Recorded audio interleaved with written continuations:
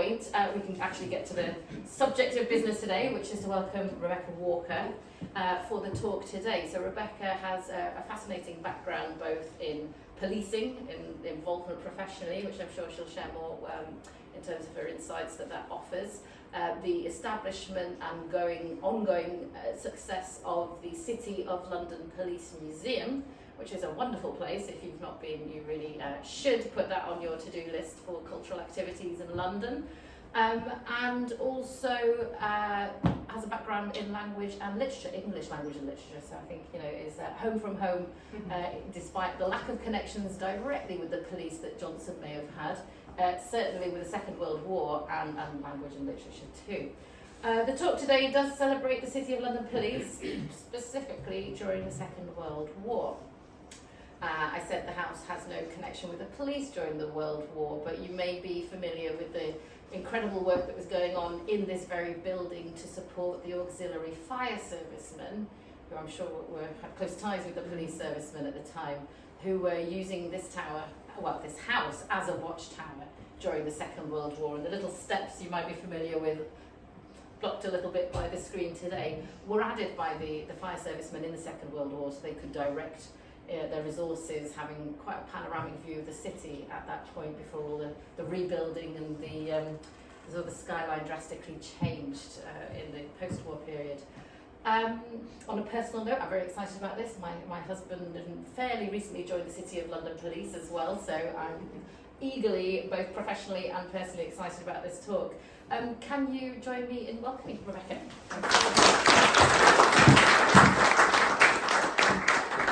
Thank you for such a lovely introduction, and thank you for inviting me to speak here. I visited the house previously, but I've never actually spoken here before, so it's a real pleasure for me, particularly Johnson's connection with the English language and mine in the past.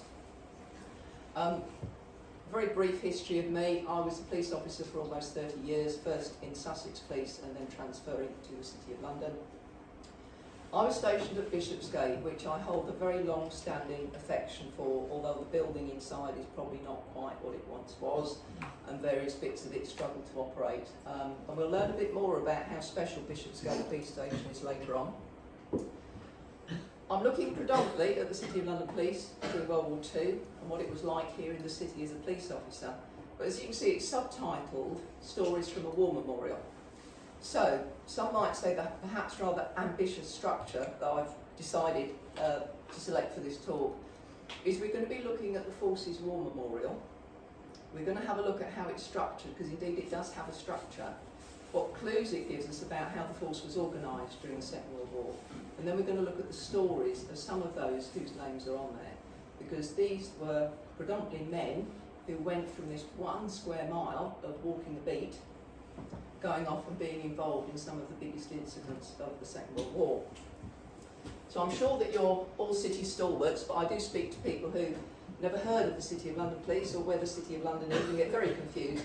So I just want to start by a refresher for you. Big map there of the City of London, its boundaries marked in red. As I say, it is 1 square mile. Sits right in the middle of Greater London. You've got the big map, the other big map there on the left-hand side. Rest of Greater London, policed by the Metropolitan Police.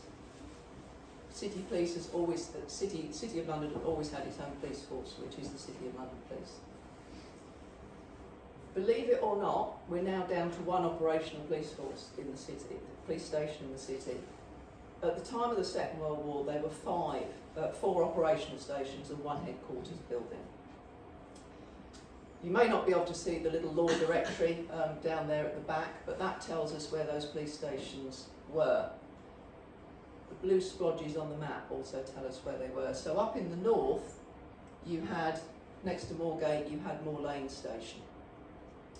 Over this side of the city, there was Snow Hill Police Station, so the officers from there would police this part of the city.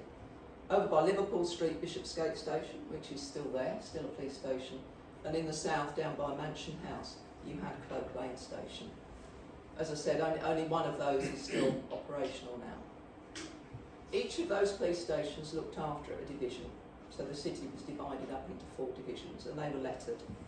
So you had A Division, which was Moor Lane, B Division, Snow Hill, C Division, which was Bishopsgate, and D Division, which was Clove Lane down in the south.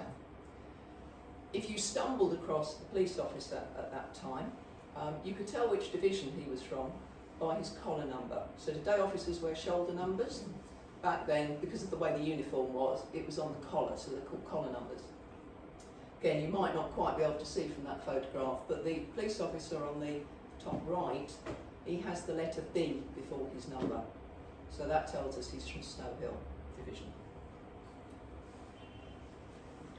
And just to set the context a little bit more of the type of city that these officers were policing, and there are about 1,000 to 1,100 of them in the run-up to World War II, quite a big force.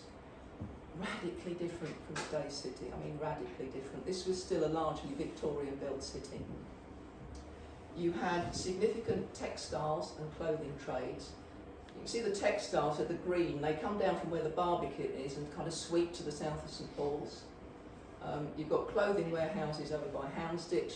Houndsditch was always really known for its clothing and clothing shops. That side of the city has always been regarded as the rougher part, even when I was policing, mainly because it's next to Whitechapel, and Hackney, so you know, it's a bit close to the undesirable, allegedly, parts of London. And obviously over this side, we've got the print was very much at Fleet Street still. You had all of the national newspapers. So whereas in more recent years, it's been Bishopsgate that's been the busiest bit of the city. During the war, it was probably over this side really, because you had the market at Smithfield and you had all the activity around the newspapers. The city was an attractive target for the Luftwaffe, mainly because, well, Victorian built, it burned well, because a lot of warehouses built with wood, lots of flammable things in, like textiles and books and newspaper. Strategically important as well, you had the big institutions like the Bank of England here, you had railway stations, you had bridges, you also had Faraday House, which is still there. And that was a really vital centre for overseas communications. It really was absolutely vital to maintaining our connection to the rest of the world. So the city really suffered from the bombing during the war. It's said that the largest continuous area of bomb damage in the country by the end of the war was in the City of London. And it was the stretch basically from where the green bit is, where the textiles are, that's where the Barbican now stands. It was obliterated in practically one night, and Moor Lane police station was destroyed in one night at the end of 1940. The photograph you see there, fairly representative of that sort of damage. That's taken from St Paul's, looking towards the Old Bailey, which is in the top left there. That's Paternoster Square. So that's how it looked at the end of the Second World War. Those big round things that you can see, very likely to be emergency water supplies. So they'd fill up various areas with water in case the mains got damaged and they couldn't fight fires anymore. To turn to the War Memorial, there it is. It's apart from the names, it's identical to the force's First World War Memorial in style. A quick look, it looks like it's in a lovely alphabetical order there. So you start with Barnet, you go through Dunnet and what have you. It's actually not. If you look closely, it's actually divided into 3 sections. So you've got that long list of names in the first section, slightly smaller in the next, very short in the last one. And that tells us very nicely about how the force was divided up during the war. So we have our police officers, the longest list. They're the regular officers. They're the men, and I say men because the city didn't recruit many female officers until 1949. They're the men who joined the police and wanted to be police officers, regular police officers. The next smaller list are the Police War Reserve, also known as police auxiliaries. You'll hear them referred to as that as well. These were men who joined up for the duration as police officers. And we'll learn a bit more about how that worked later on. And the last section there, civilians, or today as they've been called police staff, which your husband is one, a member of police staff. And I'm going to start with the police staff. And I'm going to start with Nurse Evelyn Rolfe, because you might be wondering what on earth a nurse was doing in the City of London Police. Well, there's Evelyn. She was a Londoner. She was born in Lambeth. By 1906, she's completed her nursing training at St Pancras Infirmary. She starts working for the City Police a couple of years later as a nurse in the City of London Police Hospital. I'm fairly confident in saying that the City of London Police was the only police force to have its own hospital. And you might be able to see from the pictures there, it was the real deal. They didn't do operations, but it was a bit like, for those of you who remember cottage hospitals, where people would go in usually for rest and recuperation, with nothing too serious. They've got proper wards there, they've got pharmacy, they've got their own doctor. The hospital had been established in the 1860s by the force doctor at the time, Dr. Borlase Childs, and he was quite into what today you call well-being. Policing was a really arduous job at that time.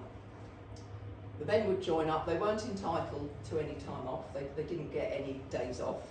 They would be out walking the beat in all weathers. They could cover up to about 20 miles a day. And then they might go home to the family to cramped accommodation with the kids getting all sorts of colds and sniffles that they passed on to them. They didn't get better particularly quickly. So there's a bit of a vested interest in this, in getting the men back to work more quickly. So it was set up originally in the 1860s in the old Victorian Bishopsgate police station. And when that was knocked down and was rebuilt in the late 1930s, it was reinstalled into the new Bishopsgate, and it occupied the top 2 floors. And that's what I call the new Bishopsgate police station on the top right there. It's huge. It's a huge police station. It looks really narrow at the front, but if you go back, it stretches all the way back to New Street. It's got 7 floors. It's got a basement as well. So the hospital was up on the top 2 floors. This opened in 1939, so it's coming up to its 100th birthday. It's a police station of the time because people knew that war was coming. They'd been planning actually for it during the 1920s, and then it accelerated during the mid-1930s. Government issued all sorts of regulations about structural reinforcements of buildings. So this building was built to be bomb resistant. So there's loads of engineered brick, there's loads of reinforced concrete. It's actually designed that if it gets hit by a bomb at the top, there won't be what they call progressive collapse, so that the lower floors can hold the weight of the upper floors if they collapse onto them. So you've got a sort of a safe haven in it. Anybody who's worked at Bishopsgate who's tried to drill holes in its walls could probably tell you stories of how many drill bits they've got through, because it is an extremely robust police station. It did get hit, I think a couple of times during the Second World War. It did stand up. Unfortunately, it was hit on the second night of the Blitz, and Evelyn was one of the casualties. She got caught in the blast. She was fatally injured. She died at Barts Hospital, sadly, the next day. But she wasn't, well, she certainly still hasn't been forgotten by the City of London Police, because that photograph of her is up on the upper floors of Bishopsgate. There's a little plaque underneath that says that the officers and men of the City Police put the plaque there in memory of Evelyn. There are also lots of stories about Evelyn. There are certain people who work at Bishopsgate who will not go up to the 6th and 7th floor at night time. You can see where I'm going. You beat me to this. There are stories that when there used to be accommodation up there, somebody said she was asleep during the night and got woken up by the feeling of somebody sorting out the bedclothes and tucking her into bed, and there was nobody there.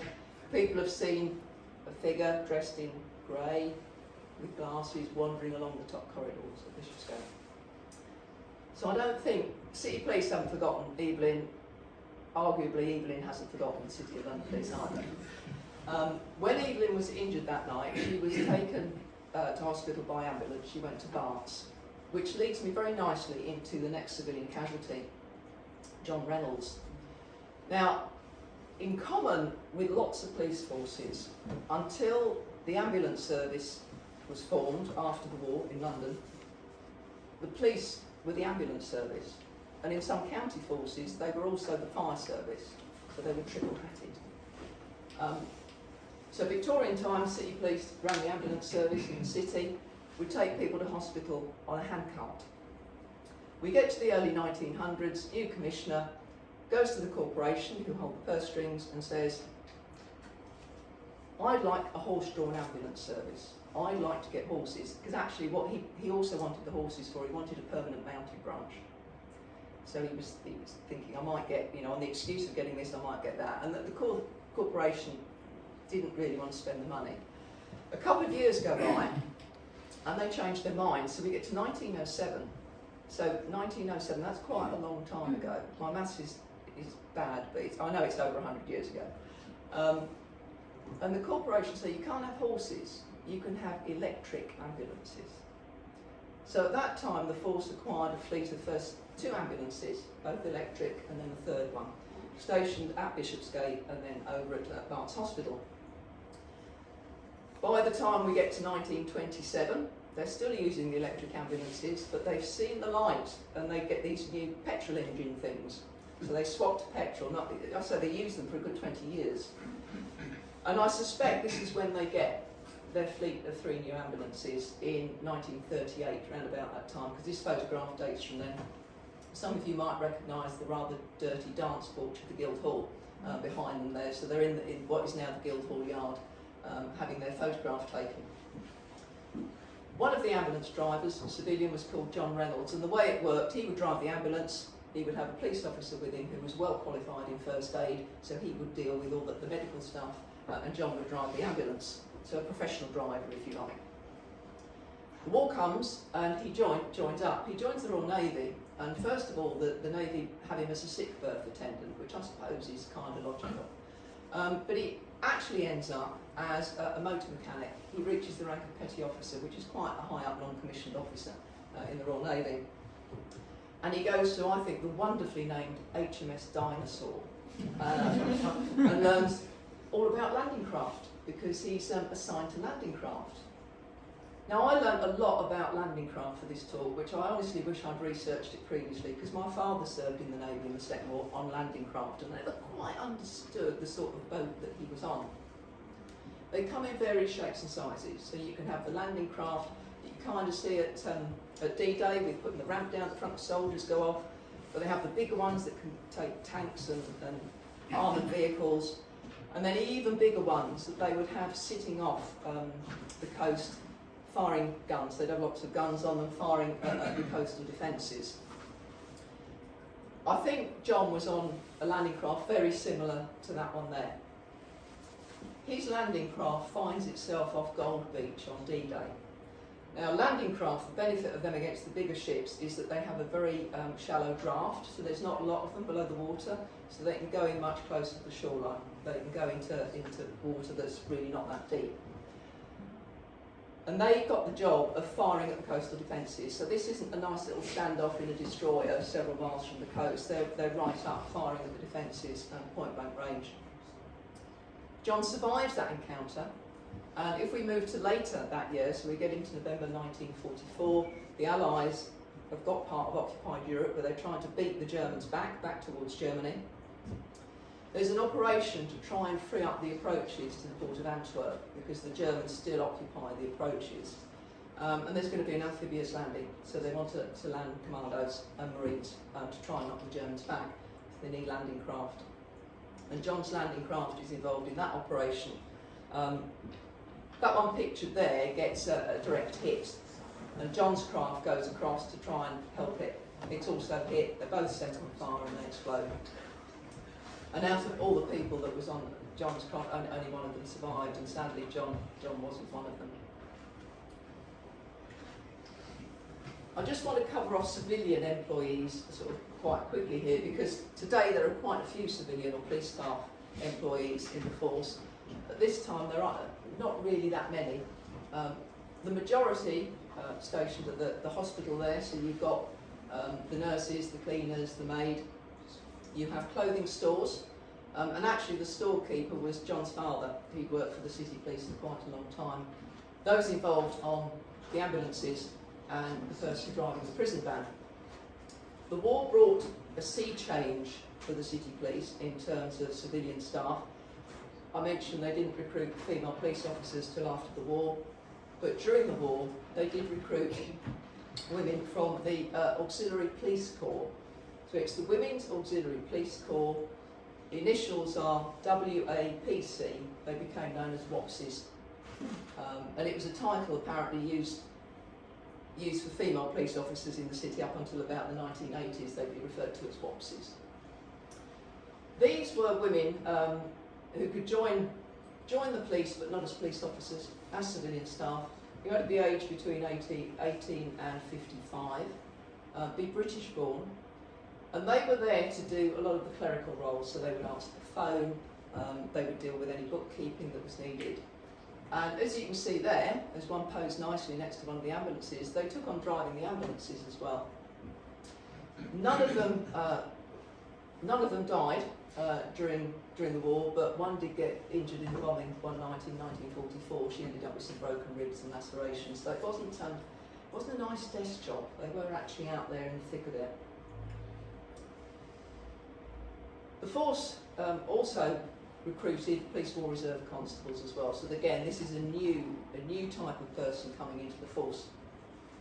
And those are the ones there who were listed on the War Memorial who died during the course of the war. Now, the Police War Reserve was deemed necessary by the government because the thought was that the war would start, there would be mass bombings, people would be made homeless, morale would suffer, people would panic, there'd be mass looting. So we need lots of police officers. So the first force to recruit Police War Reserve constables was the Met, and the City was the next force. They started in 1938 to recruit. So the war just didn't suddenly happen. People knew this was coming. They were given the same uniform as the regular police officers. They did the same duties.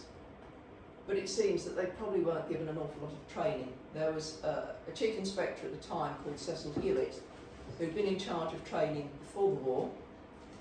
And if you're interested in the city in Edwardian times and up through the war times, he's written 3 autobiographies, and he talks a lot about his time in the city and as part of the city police.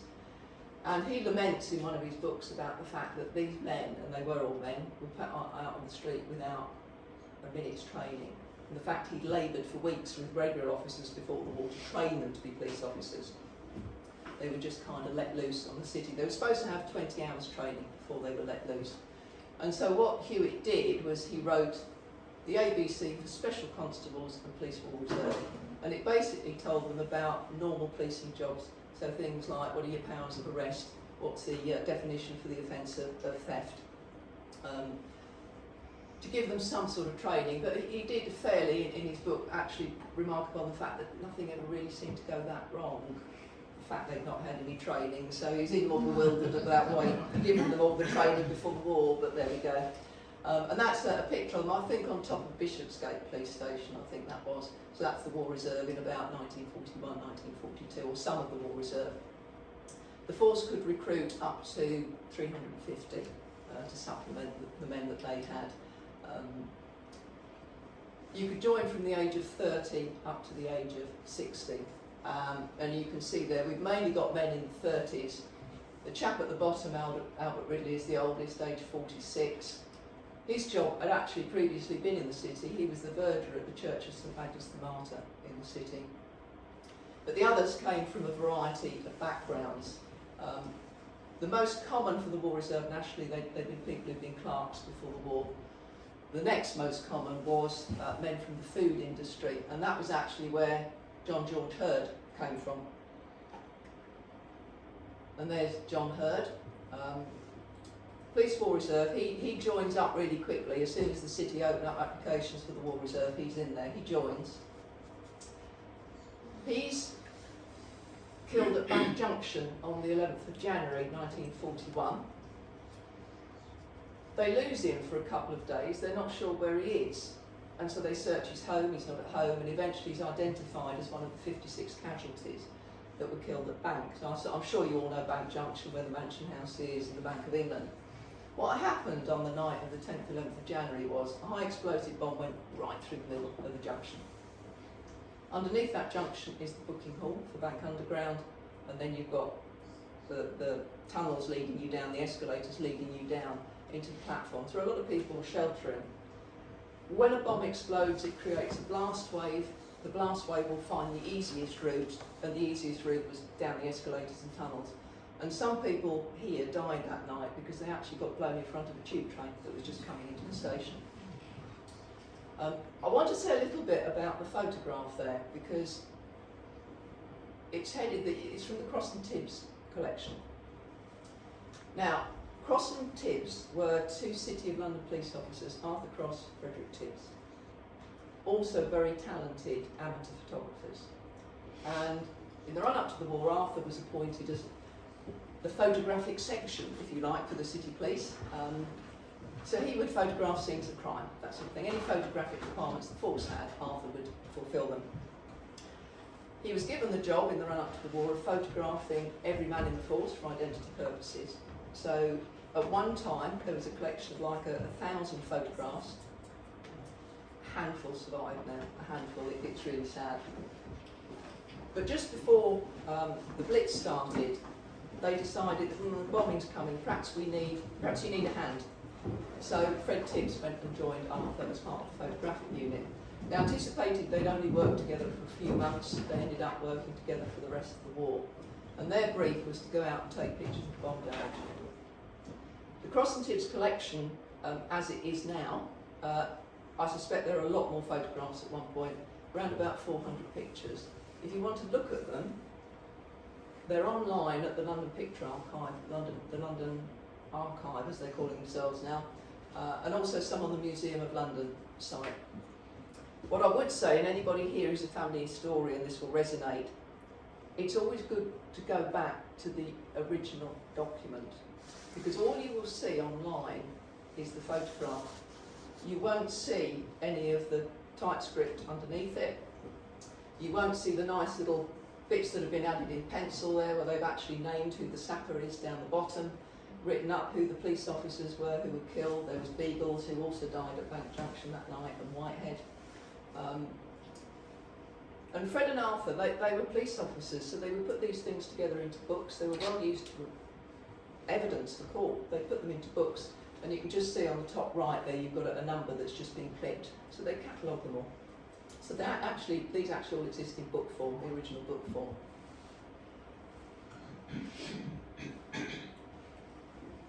I mentioned Beagles, who was also killed the same night at Bank Junction as Hurd. Alongside the War Reserve, you had your regular officers still, about 1,000 of them. Normal policing didn't change much during the war. The photograph on the right there was taken in the mid-1930s. It's a police officer on patrol down Hugging Hill in the city. Everything was done predominantly on foot. The force did have bicycles. They had, I think, one car that they acquired in 1935. But the city was policed on foot. It was divided up into 118 beats.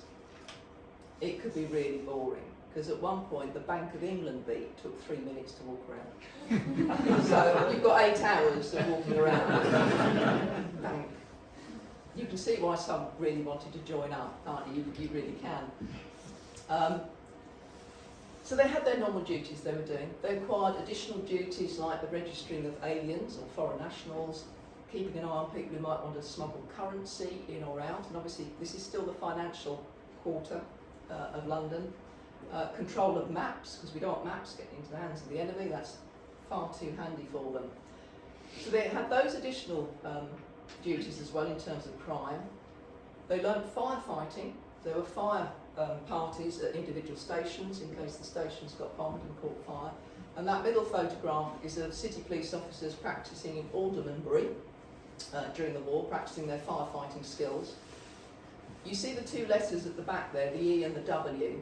There's actually an S hidden behind the men. EWS, Emergency Water Supply.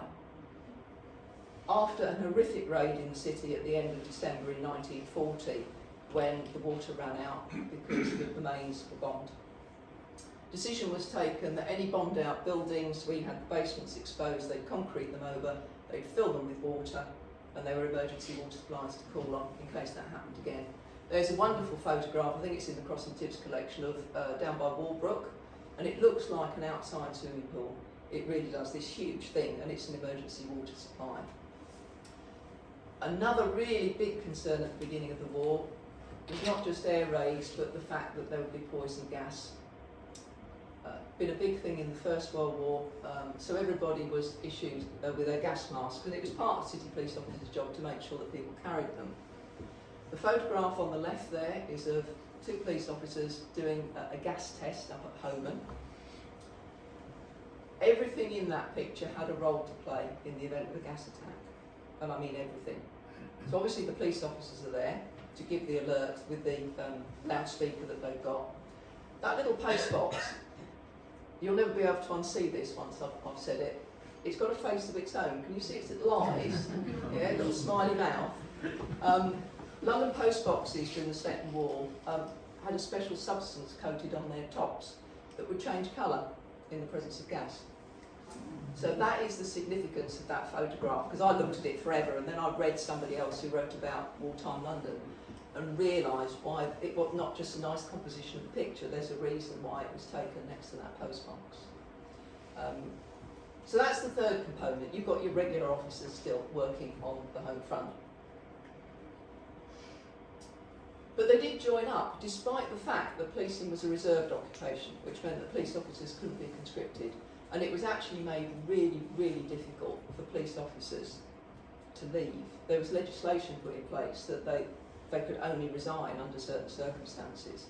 They could only retire under certain circumstances. And there was one poor chap who'd joined the city in 1910, should have retired in 1940, but isn't allowed to retire until 1946. However, as the war goes on, the need for young, fit men increases.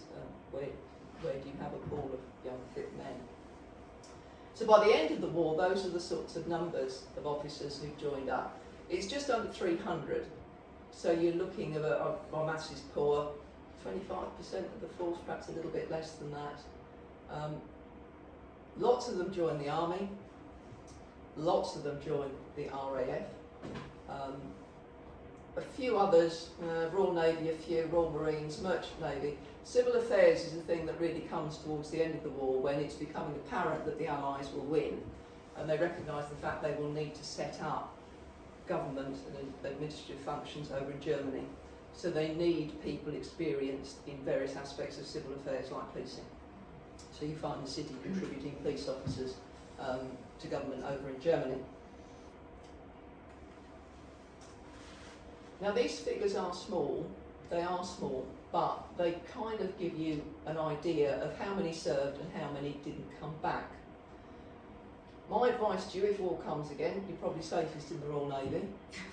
I wouldn't go for the RAF. It's 16 out of 81 killed in the RAF. Most of them, I think it was 12, joined Bomber Command, which, as you probably know, had a horrific attrition rate during the war. And the army, I will come on to two of those, but one of them actually died at Waterloo Station in an air raid, so he wasn't actually killed abroad. The one casualty from the Royal Navy was John Shepherd. He was aboard that weird-looking ship at the bottom, HMS Dasher. It became an incident of notoriety. This was an American ship, originally a cargo and passenger carrying ship, that was converted to an aircraft carrier, why it looks so weird. It's up in Scotland and it just explodes. One day it just explodes. And about 400 people are killed. There's a bit of a cover-up, which is probably why even now people think there was something else going on. The government didn't want the Americans blamed for a bodged job of converting it, which might have contributed to the explosion. The Americans, meanwhile, said, well, it's your fault, you weren't fueling the planes properly and it was a petrol leak and it just suddenly went bang, and it actually sank in 8 minutes. It didn't float for very long after this. And locals talked about there being mass graves that weren't identified, that people were just buried in mass graves. And actually there were only 23 burials as a result of the people who were recovered. The anniversary of this was about 2 years ago, and there was actually a segment on the BBC Evening News, because descendants of people who were on the ship are still saying that there was some sort of cover-up, there was something going on. But one of the people aboard the ship there was young John Shepherd, who has no known grave. He's remembered on the Chatham Naval Memorial. I mentioned the army. If it's going to be high risk in a landing craft, the commandos are pretty high risk. They were formed after Dunkirk. Churchill wanted a rapid raiding and reconnaissance force who'd been specially trained. And training centres were set up in Scotland.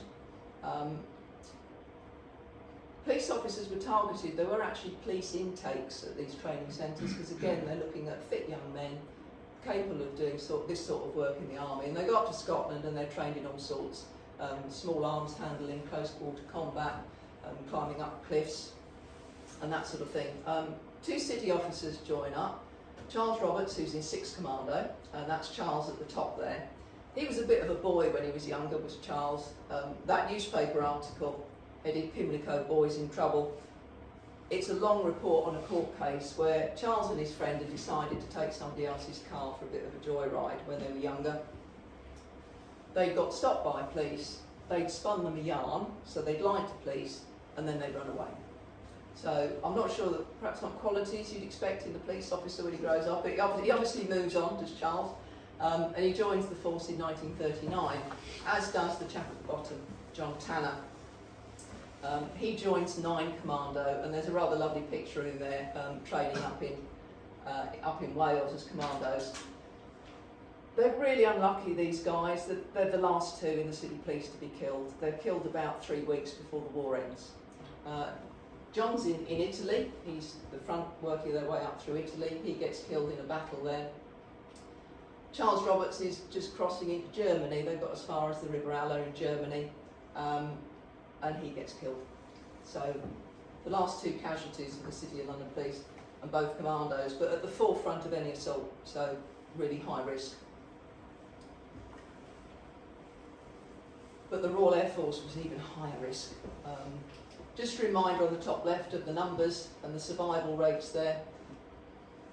The highest rate of attrition was for those serving in the RAF, and you've got a little table there just showing you the cause of death by year. So it's quite low in 42, starts to go up a bit during 43 and 44, and then drops down during 45. You have causes of death there you perhaps expect. Enemy attack while training, an air accident, killed in action, one who was shot, and I'll cover his story later on. Disease, well, that was the chap on the bottom right there, Whitehead. He was across in Africa, he died from enteric fever. And you have one who dies from exposure.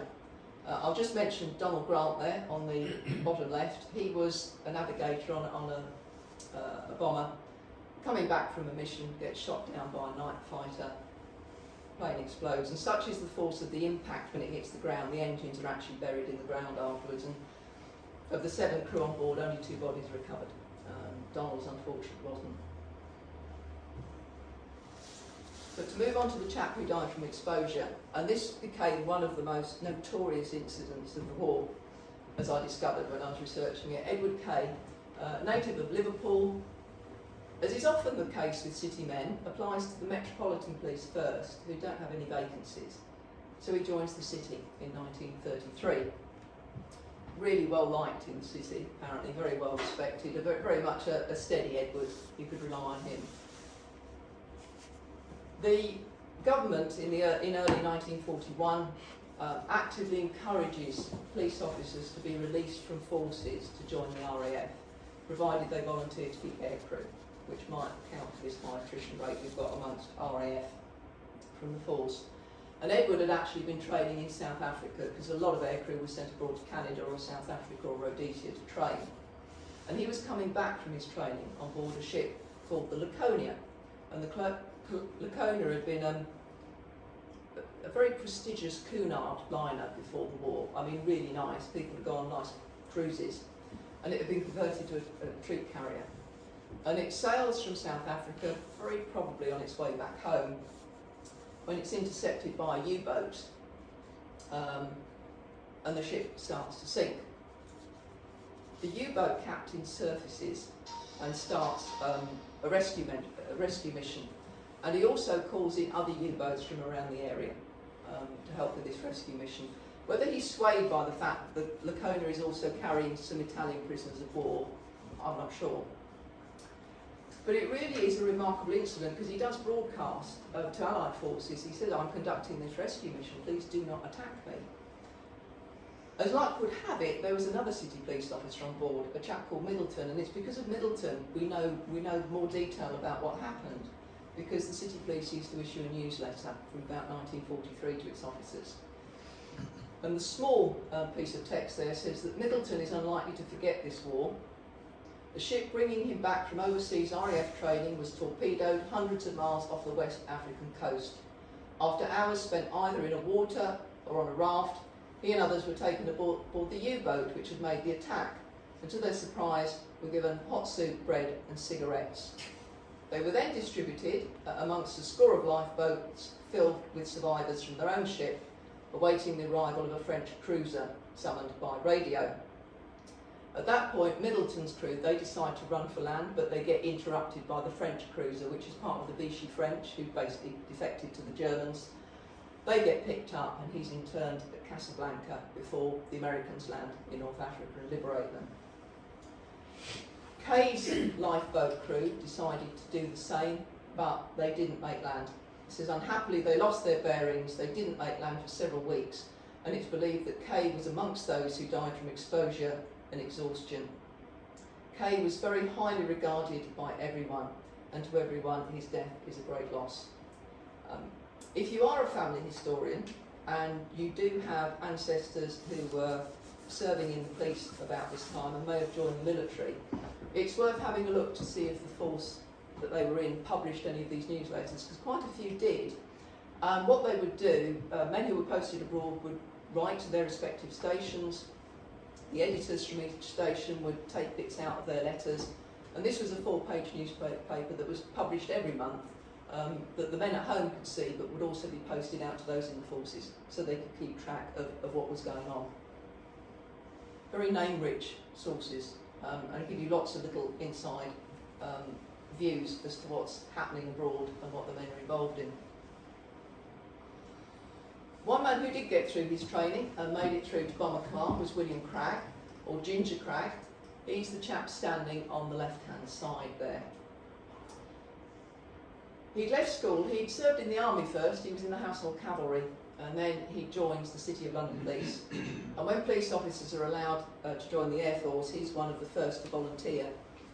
I suspect a lot of them were kind of seduced by the fact they thought they'd probably seen the Battle of Britain happen and they fancied being fighter pilots, but a lot of them, as I say, end up instead in Bomber Command. It says they're back from his 13th operation, Berlin. What the crews used to do, they would fly 30 operations, which given the odds against them was a significant number. And at the end of that, if you were an officer, you'd get the Distinguished Flying Cross. If you weren't an officer, you get the Distinguished Flying Medal. So that's how they were awarded, unless it was for a particular act of gallantry during the flight before you managed to clock up those numbers. Berlin was a formidable target because it's the German capital, it was German capital at the time. It's very strong defences. You had searchlights, you had flak guns, you had night fighters, you had lots of decoys on the approach to Berlin to try and deflect bombers. And you had that really long flight across occupied Europe to get there. The mission that crew had flown that night had almost 800 planes in it. So don't think of them going one by one, they're in a bomber stream. So there are planes here, planes everywhere.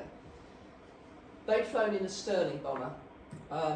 Sterlings, by this time, were notorious for their high casualty rate, basically because they couldn't fly as high as the Lancasters, so they were always at the bottom of the bomber stream. They were more vulnerable to the flak from the ground. They were more vulnerable to be popped off by the fighters, the German fighters. And perhaps most horrifically of all, there are several accounts from crews who survived tours, but they describe the terror of being in the bomber stream and looking up and seeing that the plane above you has got its bomb doors open. So quite a few got polished off because you were at the bottom of the bomber stream.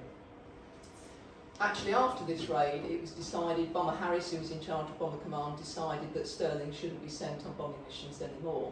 So that's why Cragg goes from 623 Squadron to 218 Gold Coast Squadron. And he goes with the remainder of the crew. Usually a crew of 7, but that night to Berlin, there's an extra man standing in that photograph who was probably flying as a second pilot. They used to go on acclimatisation flights before they took their own crew out, so they would go as an extra just to see what it was like before actually flying their own crew out. We get to next February, almost 3 months after this photograph has been taken. This is their debrief when they come back from Berlin. and they're assigned to a mine laying operation off Holland. The RAF used to call it gardening. You go and sow seeds. Basically drop mines along the various straits of water that the Germans would need to use, so the Germans would need to go and sweep them for mines, and it would delay everything. And they're lost on that mission, so 3 months after this photograph's taken, Cragg and his crew have gone. Really sad, because they've got through almost half of their operations with Bomber Command, and the thing was that they said that if you can get up to about your 15, then you're probably going to be lucky after that, because you've got the experience to be able to deal with everything thrown at you, so it increases your chance of survival. But none of their bodies were ever recovered. I am going to finish on a high, I promise you. I know this is all construction. It gets better. Okay. Somebody in a completely different squadron, 190 Squadron, which was a transport squadron, was Tom Oliver.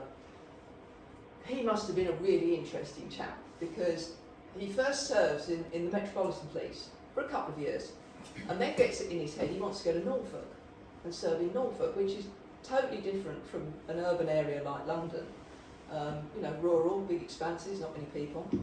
And I think the Chief Constable of Norfolk must have got a bit exasperated with him, because he said later on, I sat him down and I told him Norfolk is not the Met. And I even got a sergeant who'd served in the Met to sit with him and explain to him that Norfolk is not the Met, it is not exciting here. Nevertheless, Tom decides he's going, and he lasts 2 weeks. And then he leaves, and he joins the City of London Police. And he's, again, one of the early joiners. The circular to allow police officers to join the Air Force is sent out in April 41. He joins, I think, within the next couple of months. And as I said, transport squadron. Not transporting boring things, but he'd take parachutists and special operations executive agents across to Allied Europe and would parachute them. So we get to September 1944, the Allies have landed D-Day, they're working their way across Europe, and they're still doing transport drops of more paratroopers. And Tom's plane goes missing. They don't know what's happened to it. As it turns out, it actually crashes, but all of the crew survive, but in various places around Holland.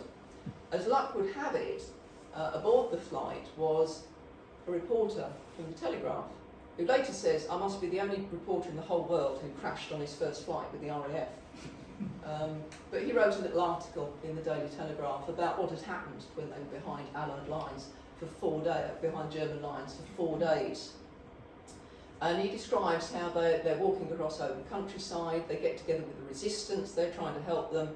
He's with lots of other downed aircraftmen, soldiers who kind of lost their units.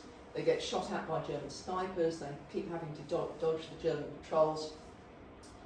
But eventually they manage to link up with Allied forces. They get to a farmhouse. One of the chaps decides he's just had enough of this, so he puts a beret on and some clogs and gets a bicycle and cycles off to find the Allies. And he does find the Allies and brings them back, and they're all rescued. But the highlighted bit there actually says, the navigator of Arthur Roger, Flying Officer Tom Oliver, 30-year-old former City of London policeman, played the Dutch national anthem on the farm harmonium. A portrait of Queen Wilhelmina was hung on the wall, and patriotic banners were dragged out from their store cupboards. So, Tom gets back to England, unfortunately, because there's got to be a but, hasn't there? Unfortunately. During their dodging of the Germans, they'd had to seek refuge during a terrific thunderstorm in a hen house. And Tom had cut his hand in this hen house. He got infected, he got a virus, the virus went to his heart, and he actually dies the following year up in the RAF Officers' Hospital up in Blackpool. His widow had a real tough time with the RAF because they were entitled to certain benefits if they were killed in action, and the RAF quibbled over whether he'd actually been, you know.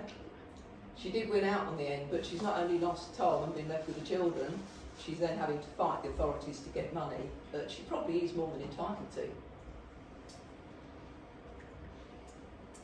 And the last story here is Henry or Harry Carley, special operator of 192 Squadron. Like quite a few city officers, he'd applied to the Met first. The Met turned him down on the basis that his teeth weren't good enough. So he failed the medical. So he comes and he joins the city. He's really affected by the bombing because part of the work that Cross and Tibbs did, the photographic work they did, isn't actually recorded anywhere. Everybody knows about the pictures they took of the bombed areas, but they were also involved in what today we call disaster victim identification. So people who've been killed, necessary to identify them. They would take photographs of the deceased. Harry was involved in taking the fingerprints, and that apparently really got to him. And he resolved that as soon as the opportunity arose to join up, he would join up. Much to his wife's opposition, she actually said to him, if you join up, I just won't speak to you again. But join up he did. Trained originally as a navigator, and then this war of the airwaves starts, if you like. It's all to do with electronic countermeasures. There was a whole war going on up in the air, not just with dropping bombs and fighters, but with listening into radar signals and trying to find out where the German night fighters were coming from, trying to interrupt those radio signals.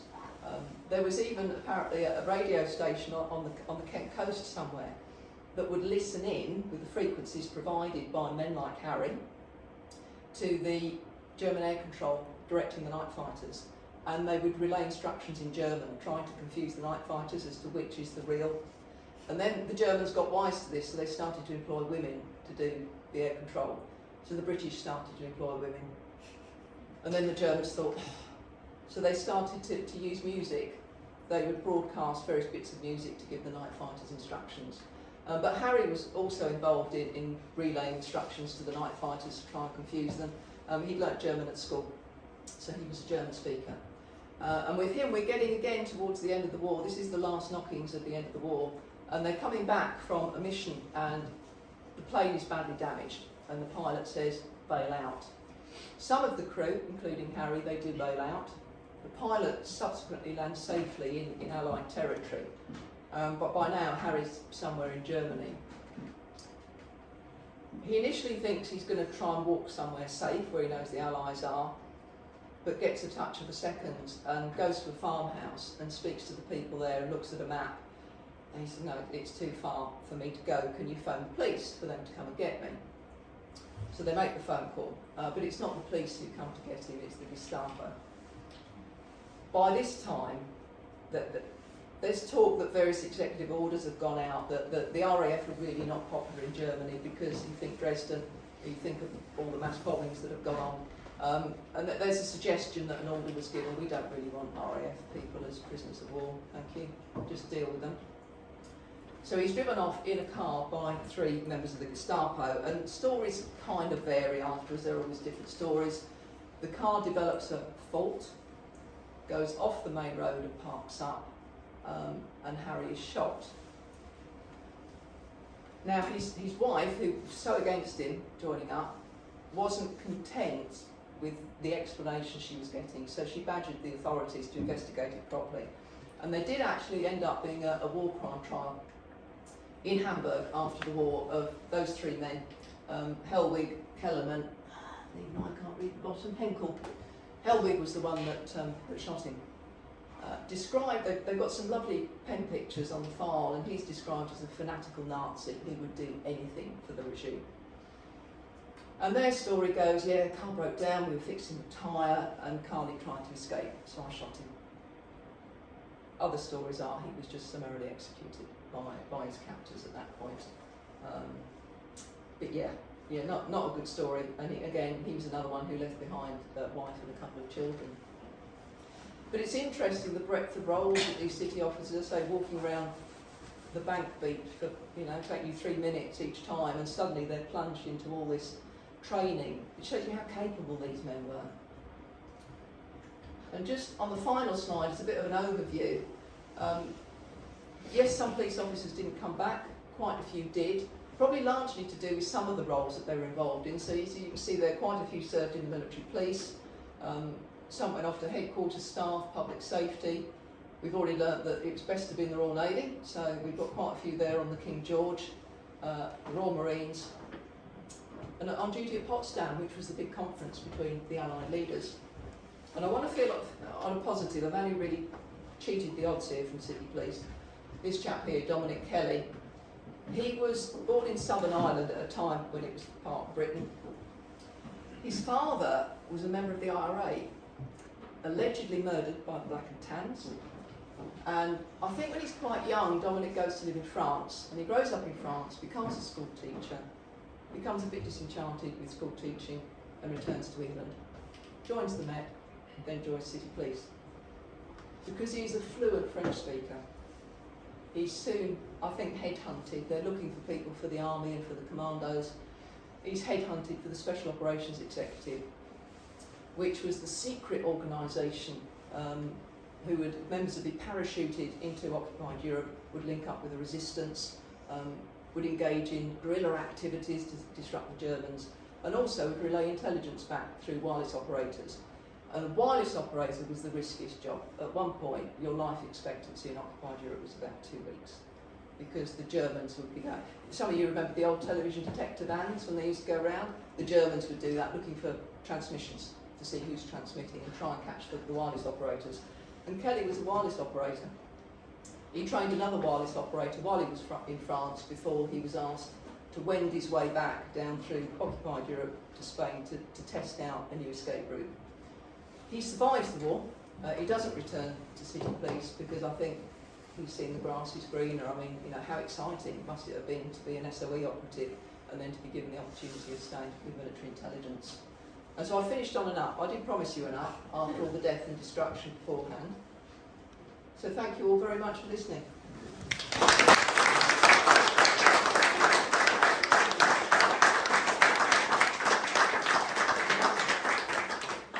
Well, thank you, Rebecca. That was really quite astounding. I wasn't quite sure what to expect from today's talk in terms of the content, but it wasn't this. And I have to say, Really? Yeah, really, thank you for really highlighting the humanity of the people, the bravery of the people, and the extraordinary range of duties that they were able to, and more importantly, willing to take on. And I think, you know, just bringing these people's lives to the story, the fact that there's such a wonderful record, again, through the bravery of the photography, these innovative things which we take for granted in terms of recording life, recording instances, recording destruction as well, so valuable. I always turn to Johnson's Dictionary. Those of you who know me well will know I do that. And I did not, again, in terms of surprise, pleasant surprises, expect to find police. We know, you know, police tended to be formed at a later age, but actually it is in there, and not even as a noun, as a verb, but as a noun. So he defines the police as the regulation and government of a city or country, so far as regards the inhabitants. And I think something that your talk has been able to do is to show, again, just the extraordinary measures that these brave men and women were willing to undertake for the inhabitants of the city or the country. And so I applaud them, and I thank you for highlighting that for us today. I don't know if there's any questions that you would like to propose for Rebecca. I know she's willing to take them. I'm going to have to excuse myself, forgive me. But thank you again enormously, and thank you all. We'll see you again. Thank you. Surely to silence, not fine. It's fascinating. Thank you very much. To the extent of cultural and institutional changes that may have happened in the London police force, are any of those still apparent today? I mean, were there changes that have lasted through the years? I think women in the force. I think that is the major one, because having the WWIIs come and join was the first time that they were having women in uniform in the force. And it's actually within, 4 years of the war ending that the city decides it's going to recruit female officers. And I think the work that the WWIIs came and did was quite instrumental in that. So I think it really did help. Because I know at one point the City Commission didn't see a need for women in the force before the war, but obviously they proved their work while serving during that. Thank you.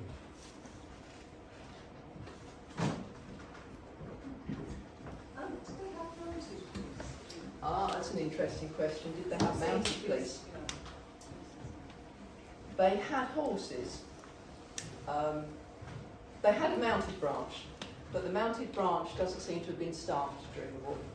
If I look at the various reports that His Majesty's Inspectorate of Constabulary put in at the time. They do have mounted, but they don't have any officers assigned to it.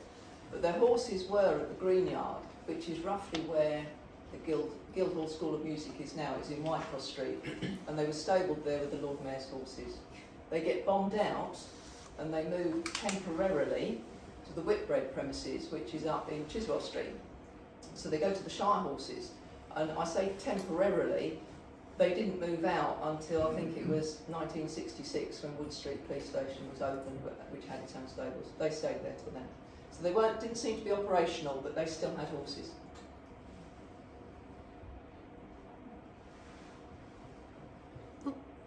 If no more questions, No more. we'd Thank just you. like to say thank you very much No, thank for a you. wonderful Thank you very talk.